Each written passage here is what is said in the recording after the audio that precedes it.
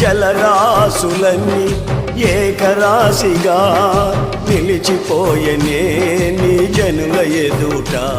అవి భూకంపాలే అయినా పెను తుఫానులే అయినా, అవి భూకంపాలే అయినా పెను తుఫానులే అయినా, నీ కృపయే శాసించునా, అవి అణగిపోవునా.